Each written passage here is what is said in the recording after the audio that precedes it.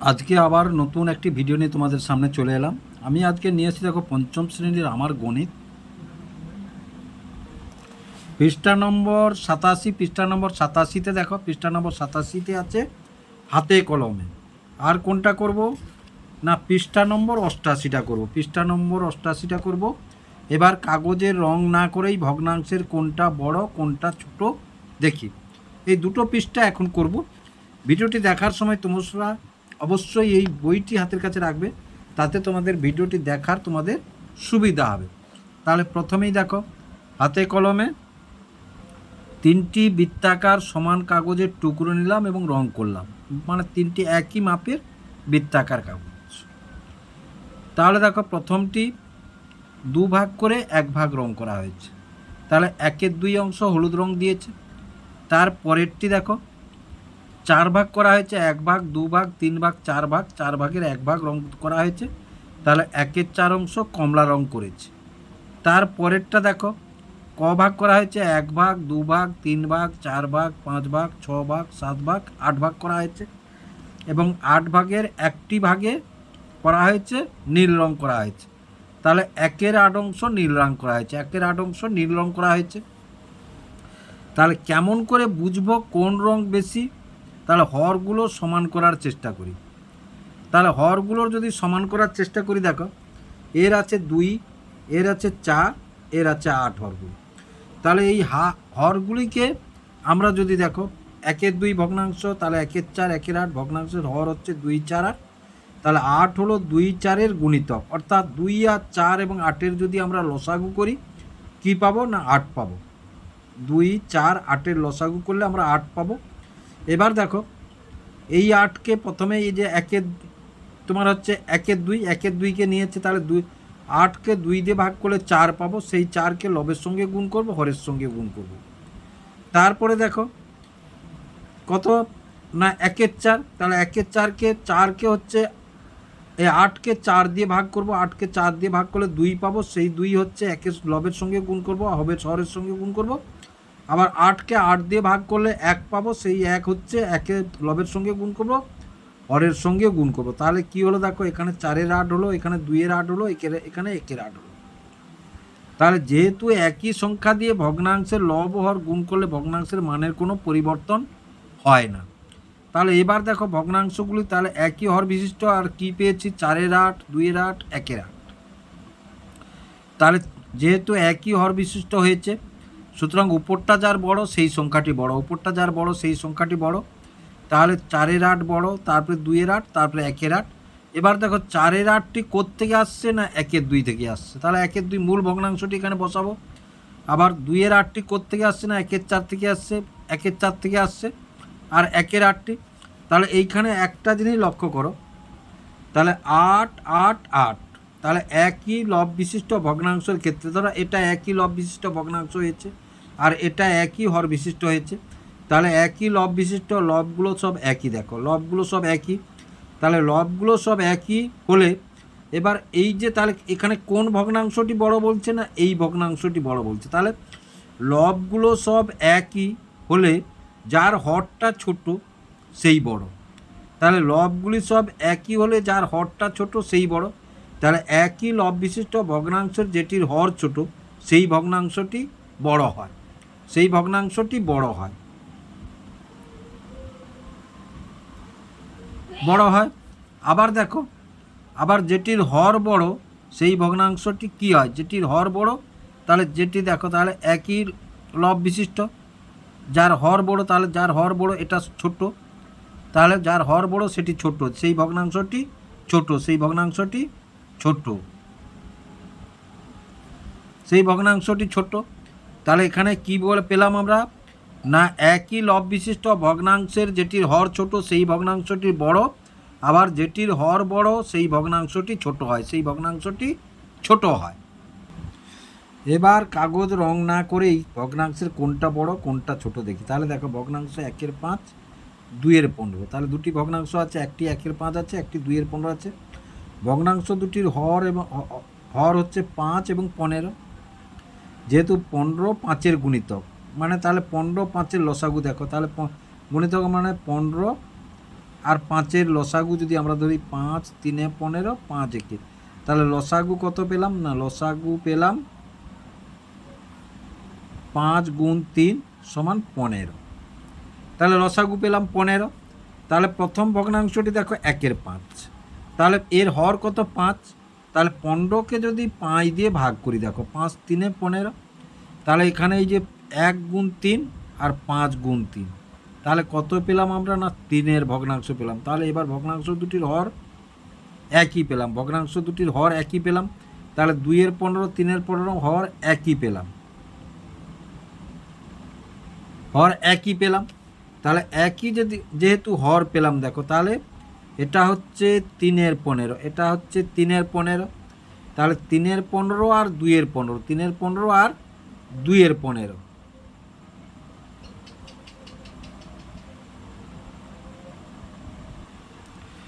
তাহলে এবার একই হর বিশিষ্ট হয়েছে। তাহলে একই হর বিশিষ্ট হলে কোনটা বড় হবে? না দেখো একই হর বিশিষ্ট হলে উপরটা যারা বড় হবে সেখানে দেখিয়ে এলাম। এই দেখো তাহলে কোনটা বড় হয়েছে? যখন দেখো একই হর বিশিষ্ট হয়েছে, একই হর বিশিষ্ট যার উপর বড় সেই বড়, যার উপর বড় সেই বড়, তাহলে এখানেও তাই হবে আমাদের। তাহলে যার উপরটা বড়, তাহলে এইটার ক্ষেত্রে আমরা কী লিখব? যার উপর বড় সেই বড়। এক্ষেত্রে তাহলে দেখো এক্ষেত্রে কে বড় হলো? 2-এর 15 আর 1-এর 5-এর মধ্যে বড় হলো কে? না বড় হলো 1-এর 5, বড় হলো 1-এর 5 বড় হলো।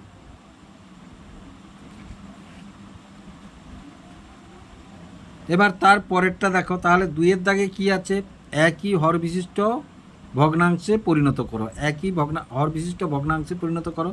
তাহলে 2-এর 3 এবং 2-এর 9, 2-এর 3 এবং 2-এর 9, তাহলে 2-এর ক, 2-এর কয়ে কী বলেছে? একই হর বিশিষ্ট ভগ্নাংশে পরিণত করো। তাহলে 2-এর ক, 2-এর ক, তাহলে ভগ্নাংশটি বলেছে 2-এর 3, আর একটা ভগ্নাংশ কি বলেছে? না 2-এর 9। আর ক্ষয়েরটা কি বলেছে? ক্ষয়েরটা বলেছে 1-এর 4 আর 3-এর 12, 1-এর 4 আর 3-এর 12। তাহলে প্রথমটি দেখো, তাহলে 3 আর 9-এর লসাগু করব আমরা, 3 আর 9-এর লসাগু করব, বা 3-এর গুণিতক 9, তাহলে 3 একে 3 3-এর, তাহলে লসাগু বা গুণিতক কত পেলাম? লসাগু বা গুণিতক কত পেলাম? না 3 গুণ 3 সমান কত? 9 পেলাম। তাহলে প্রথমে দেখো এই 9কে এই 3 দিয়ে যদি 2-এর 3কে ধরো, প্রথম ভগ্নাংশটি কত? 2-এর 3। তাহলে 9কে যদি 3 দিয়ে ভাগ করি, তাহলে 3 3-এর 9, তাহলে 2 গুণ 3 আর 3 গুণ 3, তাহলে সমান কত পেলাম? না 6-এর 9 পেলাম। আর তারপরে আছে কত? না 2-এর 9, তাহলে 2-এর 9, 9কে 9 দিয়ে ভাগ করলে 1 হয়, তাহলে 2 গুণ 1 আর 9 গুণ 1, তাহলে সমান কত পেলাম? না 2-এর 9 পেলাম। তাহলে দেখো একই হর বিশিষ্ট করে দিলাম, একই হর বিশিষ্ট আমরা করে দিলাম। এবার তার পরেরটা দেখো, 4 আর 12 লসাগু করব আমরা।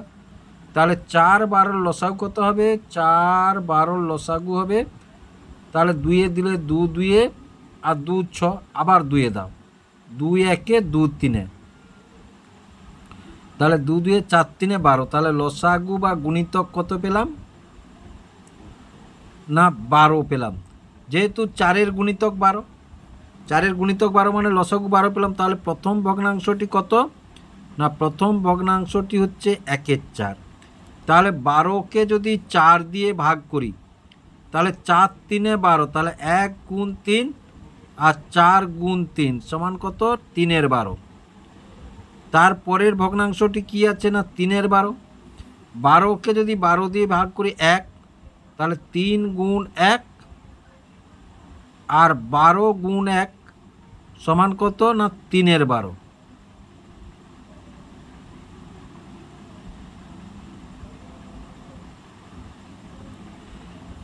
তাহলে দেখো সমান হর বিশিষ্ট করেছি। এই ভগ্নাংশ দুটি কিন্তু এই মান দুটো কিন্তু সমান, এই মান দুটো কিন্তু সমান। তারপরে কি আছে দেখো, তারপরে 3-এর দাগটা দেখো, তাহলে 3-এর দাগে কি আছে? 3-এর দাগে কটি আছে? না 3-এর দাগে 4টি আছে, ক, খ, গ, ঘ। কয়ের দাগে আছে 2-এর 7 এবং 2-এর 21-এর মধ্যে কোনটা ছোট কোনটি বড় লিখি। কয়ের দাগে আছে কে এই ভগ্নাংশগুলিকে ছোট থেকে বড় সাজায়, তারপরে কোনটি ছোট কোনটি বড়, তারপরে এটা ছোট থেকে বড় সাজায়। তাহলে প্রথমে কয়ের 3-এর কয়ে কী আছে, 2-এর 7 এবং 2-এর 21-এর মধ্যে কোনটি ছোট কোনটি বড়। তাহলে 3-এর ক,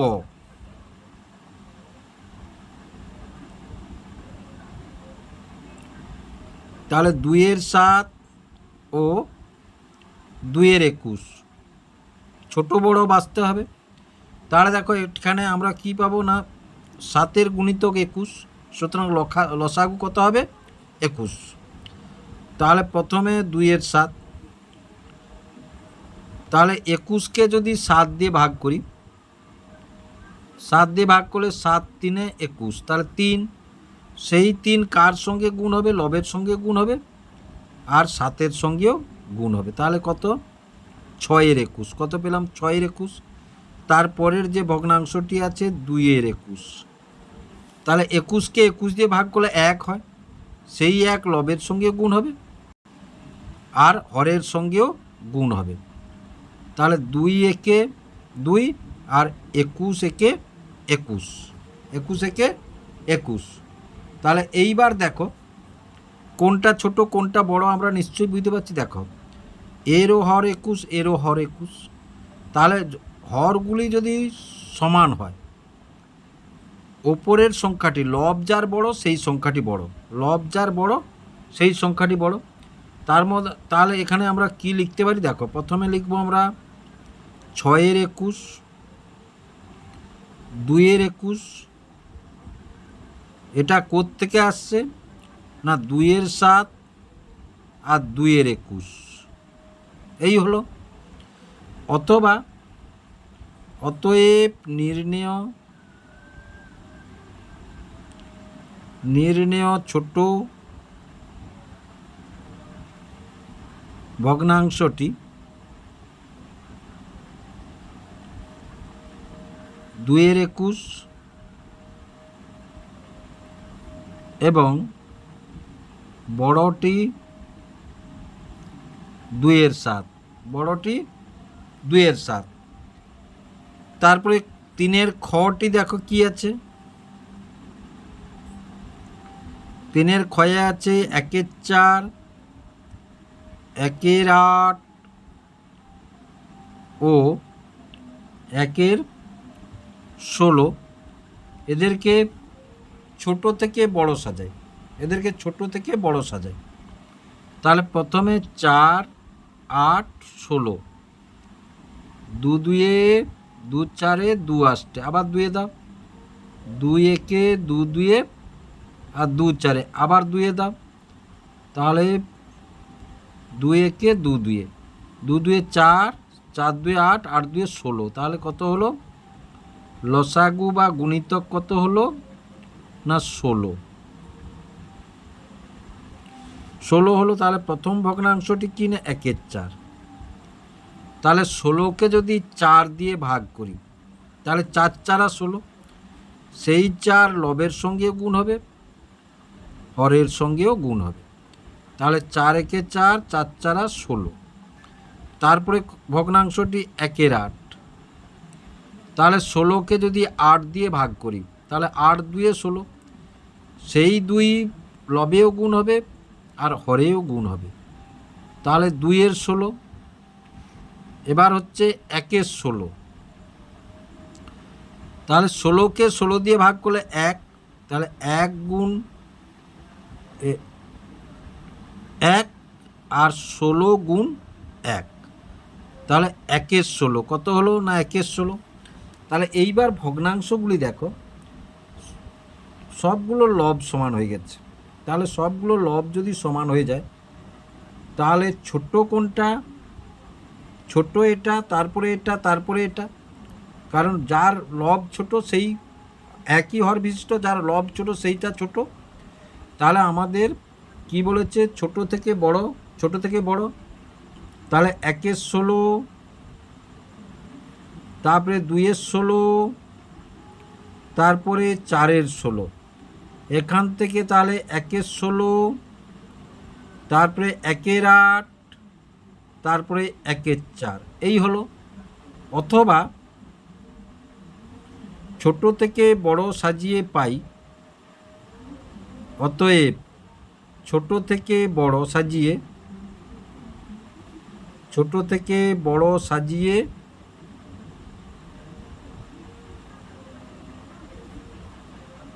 পাই, তাহলে 1-এর 16, 1-এর 8 ও 1-এর 4 হলো। এবার 3-এর গয়েরটা দেখো। 3-এর গ 3-এর 5 ও 4-এর 25, কোনটি ছোট কোনটি বড়? কোনটি ছোট কোনটি বড়? তাহলে 5 আর 25-এর লসাগু করো। 5-কে 5-5-এ, তাহলে 5 গুণ 5 সমান কত? 25 লসাগু। এগুলো লসাগু না করলেও হয়, মুখে মুখে করে নেবে। যেহেতু 5-এর গুণিতক 25, সুতরাং 25 লসাগু হবে। তাহলে প্রথম ভগ্নাংশটি কি?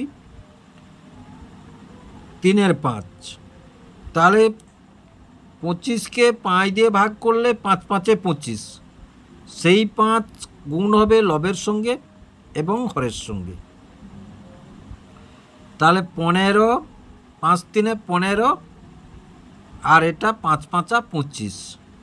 তারপরের ভগ্নাংশটি আছে 4-এর 25, তাহলে 25-কে 25 দিয়ে ভাগ করলে 1, সেই 1 লবের সঙ্গে গুণ হবে, আবার হরের সঙ্গেও গুণ হবে। তাহলে 4-একে 4 আর 25, 4-একে 4 আর 25। তাহলে এইবার দেখো, এর হর আর এর হর একই হয়ে গেছে, এর হর আর এর হর একই হয়ে গেছে। এবার উপরটি যার বড় সেই বড়, আর লবটি যার ছোট সেই ছোট। তাহলে ছোট কোনটা? এটা। তাহলে 4-এর 25 আর 15-এর 25। এবার 4-এর 25 4-এর 25 থেকেই আসছে, আর 15-এর 25 আসছে 3-এর 5 থেকে। কত থেকে? 3-এর 5 থেকে হলো। তাহলে অতএব নির্ণেয় ছোট ভগ্নাংশটি হলো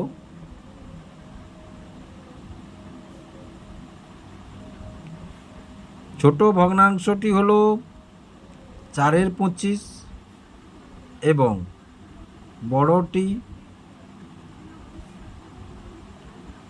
3-এর 5, বড়টি 3-এর 5 হলো।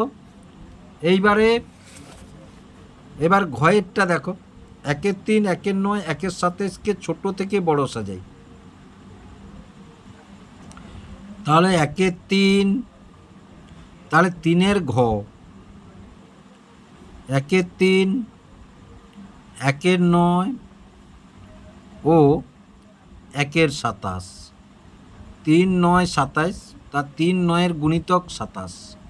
বা তোমরা যদি লসাগু করে নাও দেখো, তাহলে 3, 9 এবং 27-এর যদি লসাগু করো, তাহলে 3-একে 3, 3-এ 3 নং, আবার যদি 3-এ দাও দেখো 1 নামলো 3-একে 3, 3-এ, তাহলে লসাগু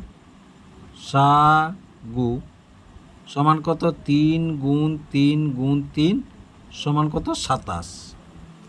কত পেলাম? 27। তাহলে প্রথম ভগ্নাংশটি কি আছে না? 1-এর 3। 27-কে যদি 3 দিয়ে ভাগ করি, মানে এই হর দিয়ে ভাগ করতে হবে, এটা সবসময় নিয়ম। তাহলে 3 দিয়ে ভাগ করলে 3 লং 27, ভাগফল 9, সেই ভাগফল লবের সঙ্গে গুণ করব, আবার হরের সঙ্গেও গুণ করব। তাহলে কি পেলাম? 9-একে 9 আর 3 লং 27। তারপরে ভগ্নাংশটি কি পেলাম না? 1-এর 9। তাহলে 27-কে 9 দিয়ে ভাগ করলে 3, তাহলে সেই 3 হচ্ছে লবের সঙ্গেও গুণ করব, আবার হরের সঙ্গেও গুণ করব। তাহলে 3-একে 3, 9 3-এ 27। তারপরে কি আছে না? 1-এর 27, 27কে 27 দিয়ে ভাগ করলে 1 হয়, সেই 1 লবের সঙ্গেও গুণ করব, আবার হরের সঙ্গেও গুণ করব, তাহলে 1-এর 27। তাহলে দেখো প্রত্যেকটি ভগ্নাংশের হর কিন্তু একই হয়েছে। এবার হর একই হলে যেটি ছোট, যার লবটি ছোট সেইটা ছোট, তাহলে এ সব থেকে ছোট, তারপরে এ, তারপরে এ। তাহলে দেখো আমরা কি পাবো না 1-এর 27, এবার ছোট থেকে বড় বলেছে, 3-এর 27, 9-এর 27। এটা কোত্থেকে আসছে না 1-এর 27 থেকে আসছে, 3-এর 27 এসছে 1-এর 9 থেকে, আর 9-এর 27 আসছে 1-এর 3 থেকে। তাহলে এবার দেখো আমরা লিখতে পারি, অতএব ছোট থেকে বড় সাজিয়ে পাই, ছোট থেকে বড়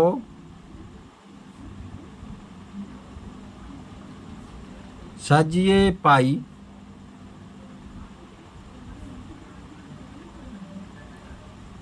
ছোট থেকে বড় সাজিয়ে পাই 1-এর 27, 1-এর 9 আর 1-এর 3। তাহলে আশা করি তোমরা বুঝতে পারলে। যদি বুঝতে পেরে থাকো এবং ভিডিওটি ভালো লেগে থাকে, তাহলে ভিডিওটিকে লাইক এবং শেয়ার করবে ও চ্যানেলটিকে অবশ্যই সাবস্ক্রাইব করবে এইরূপ টাইপের নতুন নতুন অঙ্ক পাওয়ার জন্য।